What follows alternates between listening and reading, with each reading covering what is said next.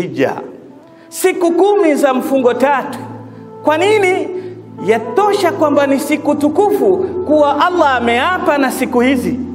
Al-azim la yuqsimu illa bi'azim, wanavyosema wanavyoni wa aqida.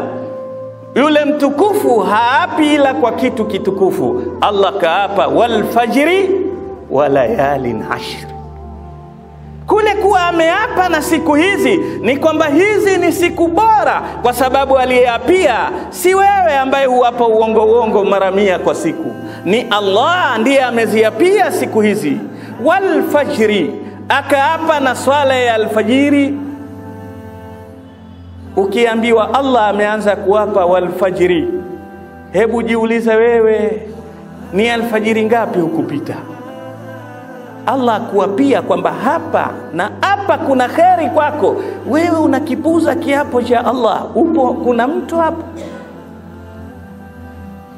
Wala yalin ashri, wafasirina wengine asema wal fajri ni maana ameapa na alfajiri ya kwanza ya siku hizi 10, siku ile ya kwanza. Wengine wanasema la, imetanguliza wal fajri ya yaumu Arafa, lakini umumu lafzi ni kwamba wal fajri, Allah yuapa na swala ya alfajiri. Angalau hii swala ya alfajiri itambue isikupite. Kaiapia Allah. Walayalin ashri, na masiku 10 haya.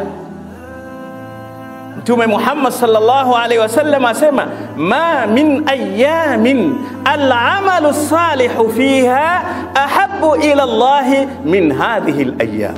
Hakuna siku ambayo Allah anafurahishwa na amali ya mwanadamu atakaoifanya yoyote kuliko mtu kufanya amali ya kheri ndani ya siku hizi.